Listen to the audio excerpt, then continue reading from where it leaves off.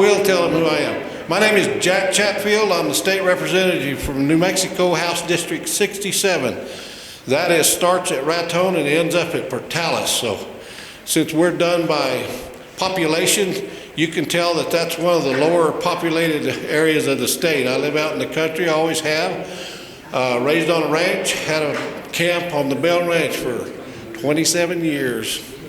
I thank you all for inviting me to be here today. And the first thing that I get to do is introduce a friend of mine. He's been up in our country working on water for about 12 years, I believe. And we found out some amazing things. So Dr. Kate Zeigler is the owner of Zeigler Geologic Consulting, a small woman-owned business based in Albuquerque. She is a consulting geologist and found her calling in working with rural agricultural communities to develop groundwater resource datasets. She also serves on the executive boards of the New Mexico Water Dialogue, Llano Estacado RC&D Council, New Mexico Geological Society Foundation, and the New Mexico chapter of the American Institute of Professional Geologists. Y'all welcome Dr. Kate.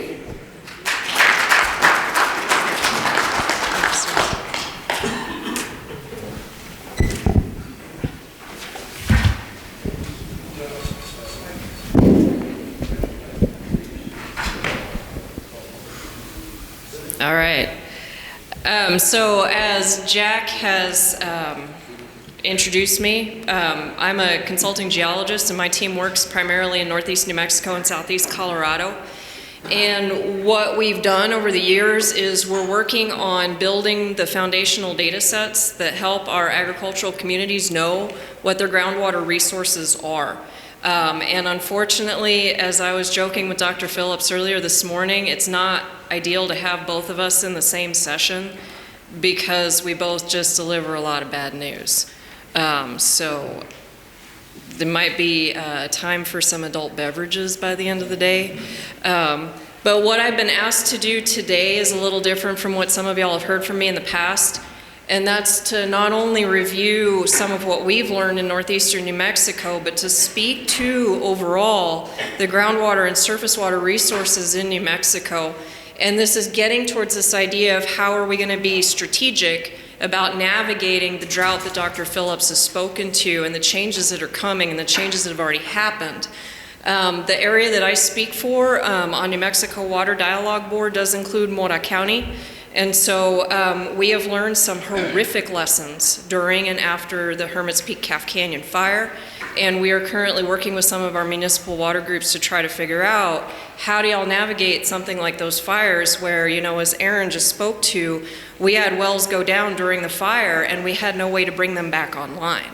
And we had other things happen that I'll speak to as I go through that have in a horrible way push this lack of resiliency into our faces. And I'm also getting a little tired of the word resiliency, but at the same time it speaks to what we're trying to deal with here. So when we think about water resources in New Mexico, for surface water, we're looking at our perennial streams and rivers, acequias, springs, dirt tanks, ephemeral streams, anywhere that we can catch water on the surface. And as all of us already know, I'm preaching to the choir big time here. As we've gone through this drought, we've seen declines in flows, and we've seen changes in the timing of when we get flow events. Okay, so what little snowpack we get in the Sangres, when is that melting? When is it entering the system?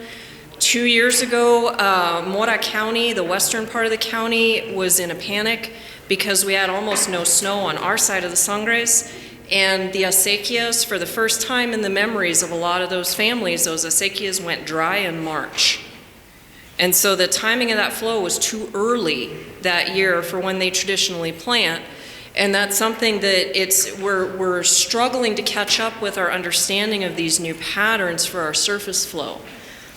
We've also seen a diminishment in our snowpack, and that's having a huge influence in those surface water resources. I know that back when I started measuring wells in Union County in December of 2010, which is a while ago, there were wells we didn't get to because the roads were too bad. There was snow and ice, and I'm from Houston. I God help you if I'm driving when there's snow on the road.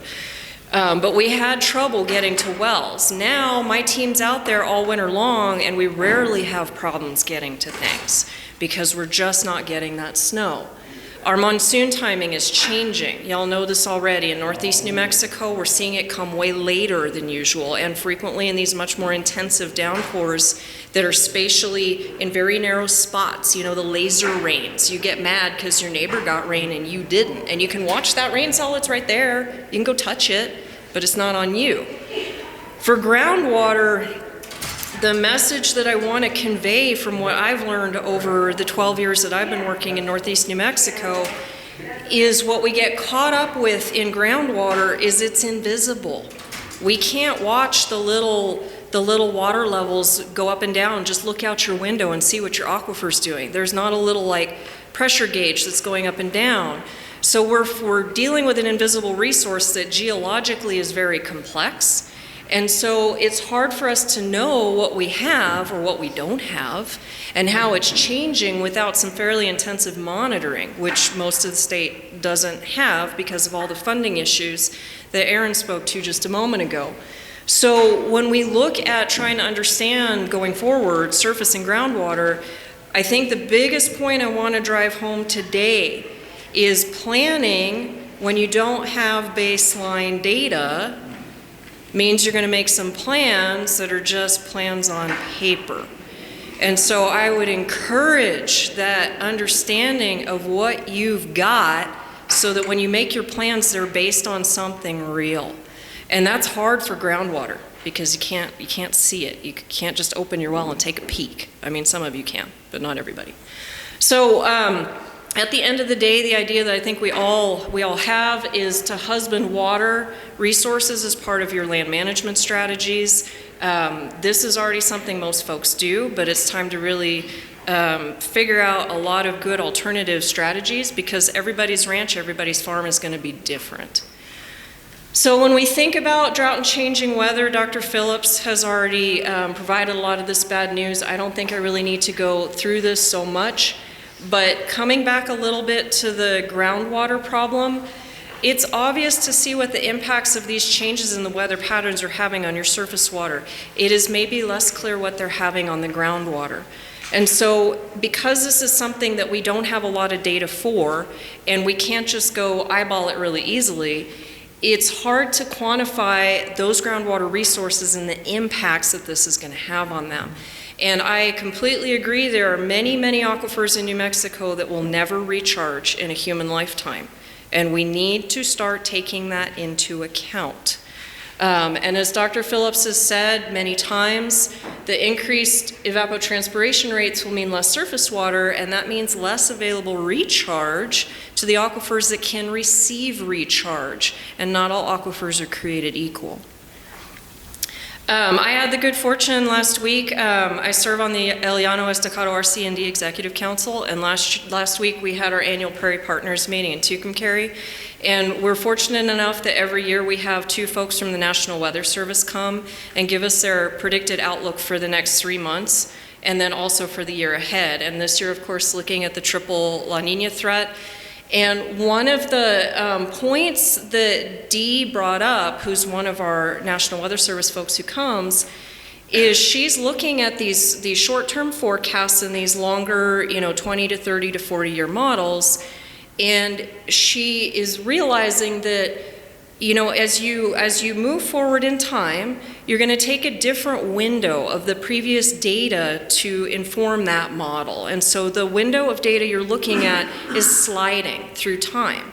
And now we're starting to slide out of the window of data, especially for precipitation, from the 1970s, which were very wet.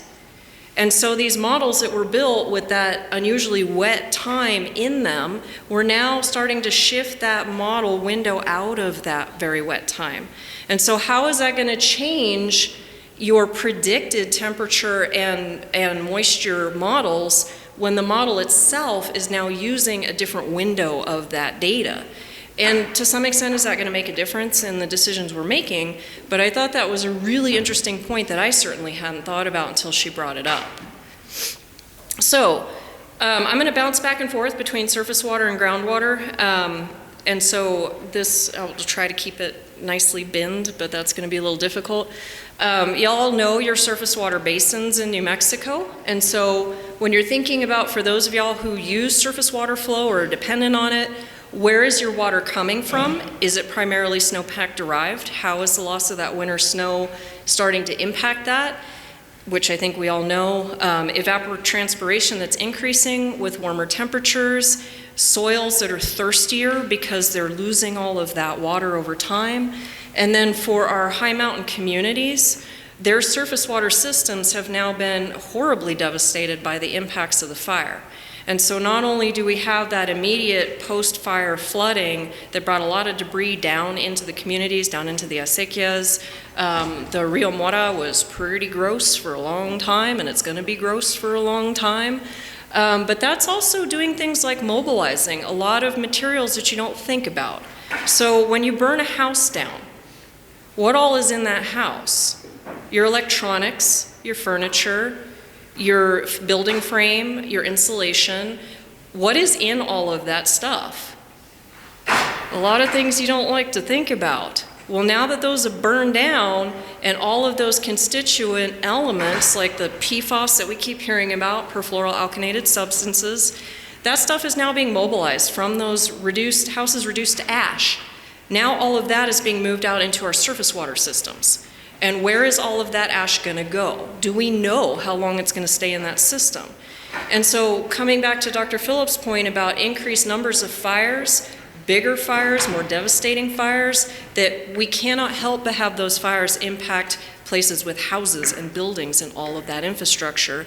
And so there's also that long-term added material being added into our surface water systems because of these fires. And then how do our surface water basins, our watersheds as we think about them, because we can see them and we can measure them and we can mess with them, how are those going to overlap and influence with our groundwater basins, which for those of y'all who are in groundwater basins, you know that the boundaries of our groundwater basins are not the same as our surface water basins. So what's your groundwater situation? This is a very basic map of effectively the kind of aquifer that you're probably going to be in depending on where you are. And so we have our loose basin fill in what we geologically would call the Rio Grande Rift. And so you're opening up the continent, and as you open that space up and the mountains start to erode down and you fill that basin in, you end up with this less consolidated, more permeable, more porous material that's going to give you higher volumes of water. For most of the rest of New Mexico, though, we're pretty much in bedrock. And bedrock is not going to give you nearly as much water as this nice unconsolidated basin fill will give you. And something that we see, at least in northeast New Mexico, and I'll speak to this in just a moment, is the subscape, the geology, is directly controlling how much water your wells can give you, and therefore it's controlling what kind of agricultural production that you do. So when we think about an aquifer, one of the big terms is it provides useful quantities of water. It's good to remember that what's useful for you is not useful for Albuquerque. Okay, so the kind of aquifer you need to sustain a metropolitan area is going to be very different from what someone who's farming or doing a cow-calf operation, how that water is going to be effective. And then how do we deal with the concept of useful for areas that were irrigable? And I was just speaking with one of our Union County producers about this, but for people who started out their life in irrigated cropland, and as we lose those aquifers and we have to make that shift from irrigable to either dry land or to rangeland, what then does the idea of useful become? And how is that going to change with the changes in these resources? So Union County is where I started working in groundwater management. And I want to give a big shout out to the Northeastern Soil and Water Conservation District. They started monitoring their own wells back in 2007 because they realized that they were headed for trouble. They knew that people were having to lower pumps, they knew that wells were going dry, but they couldn't quantify that change. They didn't know whose well was going to go next, or why these wells over here were dropping at 10 feet a year, but these other wells were not. And so they took it upon themselves to learn how to measure static water levels the way the USGS does, And we partnered with them in late 2010 and kind of just took over that project from there. But when I first started out there, and I grew up in Houston, Texas, and so this was very different for me. But one of the first questions I had for the Soil and Water District was, well, how come y'all aren't farming everywhere, right? Because I grew up in a big city, I don't know any better. But how come the center pivots are all only over here and they're not over here? And they were like, well, that's just where the water is. But the other thing I heard out there was, oh, we're all in the Ogallala. It'll be fine. It's a big ocean of water. We just got to drill a little deeper. And the more we got to looking around out there, we realized geologically, no. Almost nobody in that county is in the Ogallala. The Ogallala is confined to very narrow spaces, and that's where your center pivot irrigation is. And it's completely controlled by what's going on under the ground. So this is a simplified model of what's going on under the ground in Union County and also down into Harding County. And basically you have these big valleys that are full of mostly unconsolidated material that's our Ogallala, and this is where you do your center pivot farming. But there's a lot of complexity to that deeper, older bedrock, and that means you can have a well over here that makes 10 gallons a minute, and you can literally scoot 400 yards and have a well that's dry. And a lot of that is just because of where those wells are punching, and they're hitting different rock layers with different characteristics that are giving you different types of water. This is also going to influence your water quality. So we get over to Raton, we get over to Wagon Mound, and you start to see a lot of problems with sulfate, which has a major impact on cattle health if it gets too high. And all of that's being controlled by the rocks under your feet. And so when we thinking about groundwater, from my perspective, there's so much that we don't fully understand. Okay, we're trying to look at something that's under the grass, under the dirt, 700 feet down, and it's difficult to gather the data sets necessary to fully understand this. This is my bad news to add to Dr. Phillips' bad news.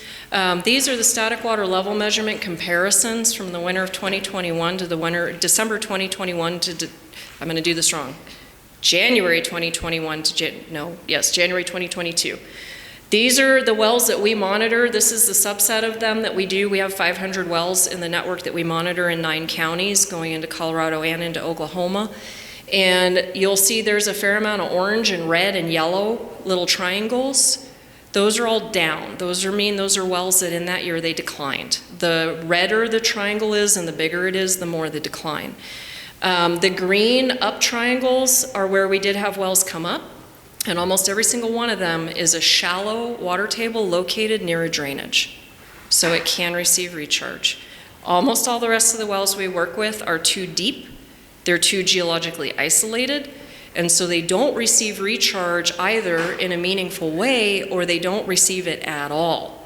And that is something that's important to have in your toolkit of knowledge, is to know what your well is capable of doing. So that if we have folks who say, well, but it rains, so my well should come up. Well, it's 487 feet to water in that well. That rain is not going to make it almost 500 feet in 6 months. It may never get down there before it's gone to other places. So quickly, I'm going to switch gears just a little bit. I want to touch on strategies for both groundwater and surface water.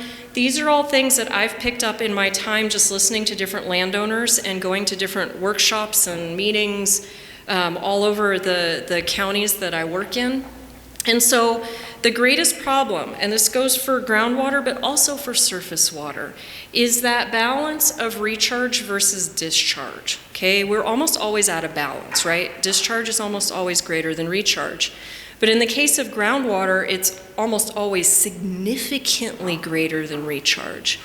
And so the degree of that recharge-discharge imbalance is going to control how much can you irrigate, how many cattle can you run, what are you going to do with that water? If that well will not replenish in a timely fashion, how can you use it? And how can you be strategic about tying wells together to create an aggregated system? So one of the big things that we actively ask of the landowners we work with is manage every drop. Figure out storage systems, Figure out how to turn that well off the moment you don't need it. Do everything you can to keep that water under the ground. Because as Aaron alluded to, if we're losing 60% of water to evapotranspiration, the best place to lock that water away to keep that ET level low is to keep that water under the ground. Keep it there. Don't use it until you have to use it. For shallow, unconfined aquifers where there is a possibility to get water back into them in a timely fashion, we did a really neat little project up in Alamosa with the Mosca Hooper Conservation District in the San Luis Valley, looking at targeted recharge. This only works when your geology allows it to work. You can't just run out, willy-nilly and go do this wherever. But where you have an unconfined shallow aquifer that can do this, they're looking at putting in specially designed pits and ditches that will basically allow, when they have extra water, will allow that to just go right back down into the aquifer to help bring that Rio Grande alluvial aquifer back up. There is a possibility of forced recharge of deeper wells. Oil and gas does this all the time with saltwater injection, but that is a pretty penny, and there's a lot of engineering complications that need to be overcome to be able to do that. So thinking through things that we talk with our landowners for groundwater strategies, know what you have. Okay, this is where the idea of you can't make a plan if you don't have any sort of baseline information to tell you what you have or what you don't have. Because you're going to make a plan and that plan's going to fall apart because your assumptions were based on something that maybe wasn't true. And so, where is your water under your landscape? Can you only get wells on one side of your ranch? Why can't you have wells on the other side of your ranch? What is geologically going on one side to the other that's controlling where your wells are? Do you have some wells that give you 20 gallons a minute and some that only give you 2 gallons a minute? Why? What is that telling you? Have you seen changes in your water table? Have you had wells fail? Have you had to lower a pump? Have you had pumps start sucking air? And has your water quality changed? We're seeing lots of changes in increased salt, increased sulfate, the presence of iron slime bacteria, which are all signs of an aquifer that is diminishing. And so those are warning signs. And knowing what you have and how that's changing helps you to kind of get some idea of where you're going. Can you manage each drops? Big fan of pipeline and storage systems. I know they're expensive. I know they can be really hard to get strategically set up depending on your landscape, but that can be a way to move the water with the cattle, and also making sure that you're turning wells off when you don't need to use them. The wildlife, they were figuring it out long before we got out here. They'll move. They'll figure out where the water is. And then if a well fails, and this is especially true for our high mountain communities affected by the Hermit's Peak Calf Canyon fire, when a well fails, what is your plan? Okay, what we learned in the aftermath of Hermit's Peak Calf Canyon, no one had a backup plan. We had wells fail because the wiring melted in the well casing because of the heat of the fire. We had communities without generators, and so they had no way to get their wells back online after they failed. Agua Pura, which is their community water, is a spring. The fire was so hot that it cracked the limestone and the spring stopped flowing. They had no backup well. They've been hauling water. They are still trying to haul water. What is your plan? Buena Vista, which this is a little cross-section through the Buena Vista Municipal Well. This is outside of Mora, along that strike valley that goes down to Las Vegas. And they're in this dipping sandstone. And we have isotopic information that says that that well can recharge, but there's been no snow or rain on that hogback, and so that well finally failed during the fire. When they needed that water, that well failed. And so understanding, we knew that well was going to fail. We had done this diagram, we had worked with that Municipal Water Users Association, and so we knew that we were in the end game for that well, and they were already planning to drill a new well.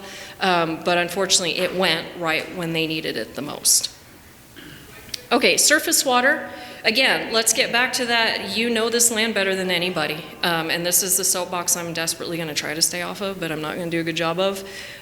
You know when your water flows and where it comes from and when it comes and goes, okay? So again, if you have that baseline information and you've seen the changes over time, you can also have some sense of where that change is taking you. There are a lot of different management options that are out there. Y'all are all familiar with these, using shade balls on your drinkers, other means of covering your open water. There's also changes to your landscape to help impede that water a little bit, get that infiltration working, getting that soil moisture back up. For your shallow aquifers, potentially being able to maybe eke out just a tiny bit of recharge. But again, when those surface waters finally fail, okay, when Mora and Chacon and all those communities had their acequias go dry a year and a half ago, what was the backup plan? They didn't have one. It was switching to domestic wells to try to tie that together to get through the growing season. That's not an option for very long. And so again, if your surface water starts to fail and you're going to have to switch to groundwater, do you know if you even have the groundwater to do that with? Okay, again, with surface water, storing water, this is something that Aaron spoke to too, is getting that water stored, infiltrated. I'm from Texas, but I'll stand up here and say if we have water running off, we don't want it to go to Texas, right? We want to keep it here on the New Mexico state side.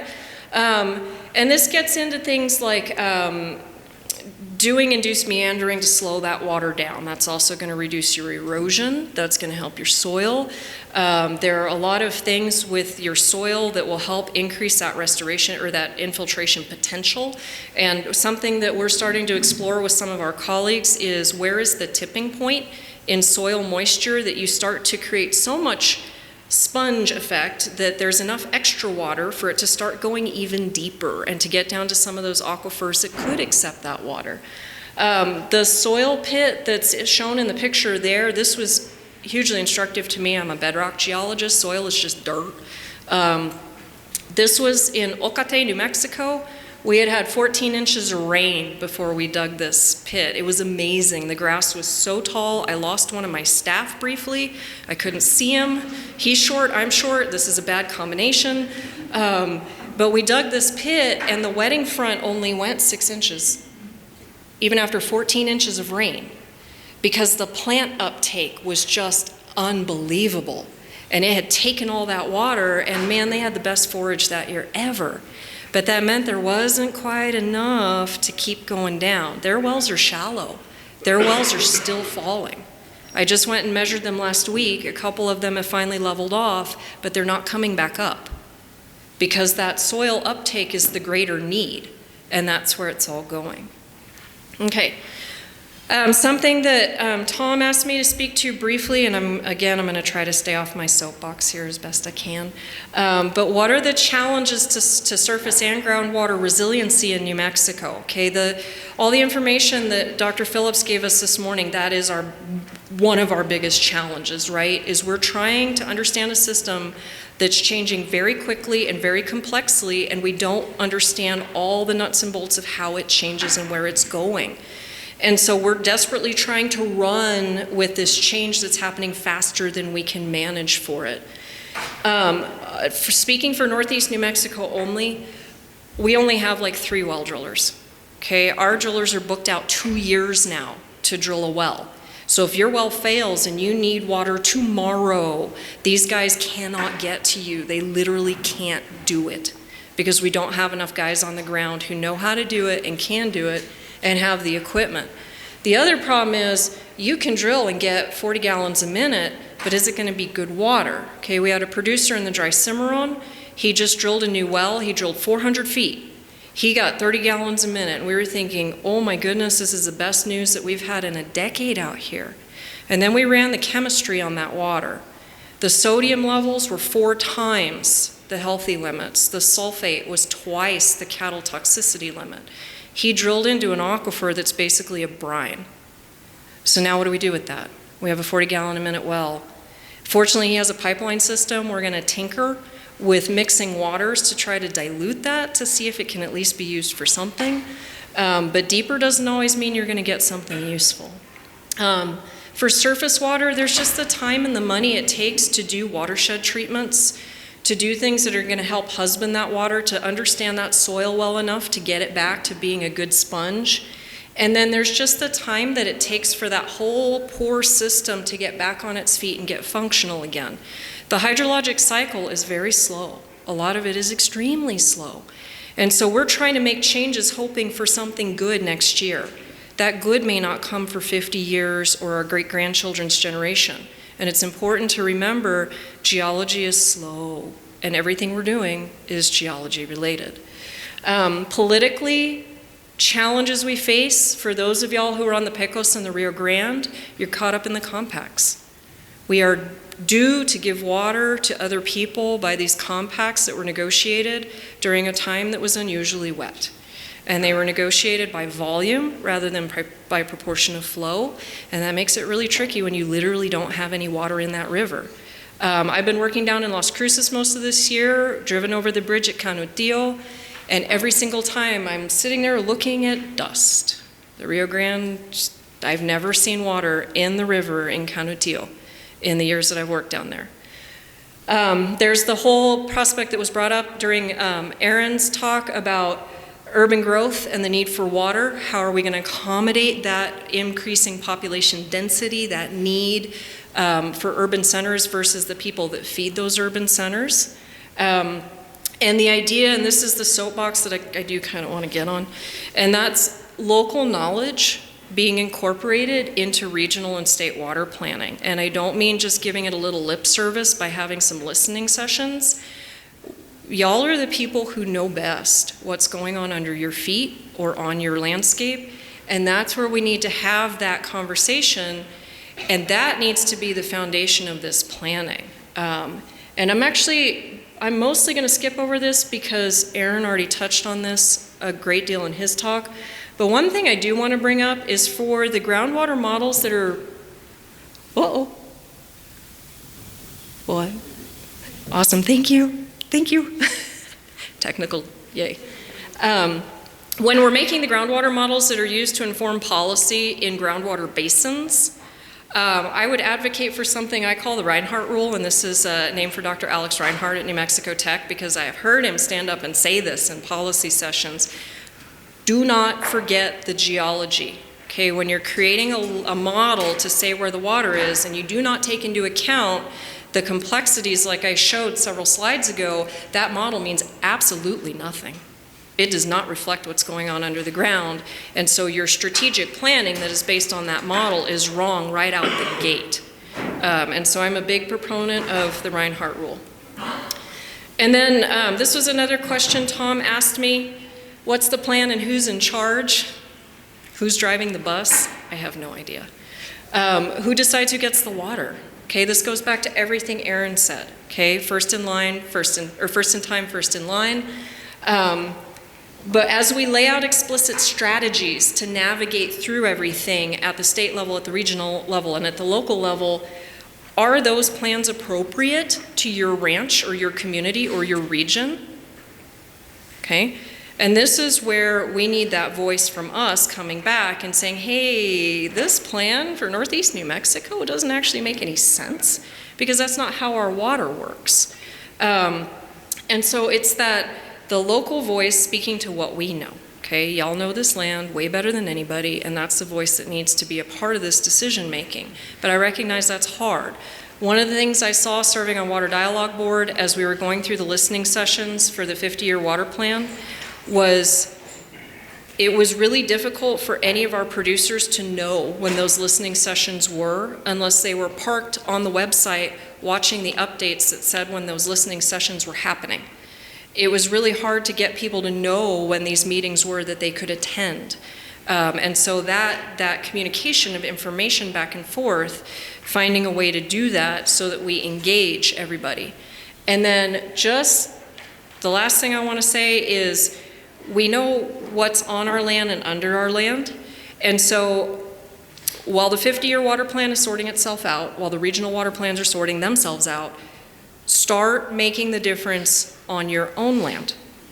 Y'all can take this information, y'all can learn about your groundwater, you know your surface water, start being proactive to manage it so that you're not waiting for somebody to give policy from on high to tell you what to do and what not to do and what the plan is going to be. Make your plan and do it. Because I'm watching in the last 2 years of the 500 wells we work with, I have seen more wells fail in the last 2 years than I have seen in the entire 12 years that I've been doing this. at least for Northeast New Mexico and Southeast Colorado, we are off the cliff. And we have to be proactive, and we can't wait for this. We need to take that into our own hands, and we need to manage those resources while all the rest of this is getting done. And I'm desperately staying off my soapbox. So again, also the concept of neighboring, work with each other, learn about each other's groundwater. We have 2 wells on a ranch in Harding County. I can touch both casings. One well has 80 feet of water in it. The other well, same depth, is completely dry. Because the geology changes that much over, 6 feet, if I'm being generous to myself, okay? So you know how to protect these, take care of the water, and the water will take care of you. This is building on that, take care of the land, and the land will take care of you. And not losing the traditions of this landscape, but using that knowledge to build a resiliency strategy going forward at the local level. And that's where I want to go ahead and just stop, or I'll be up here all day. So thank you very much for having me. I know that was a huge topic to cover in half an hour. So.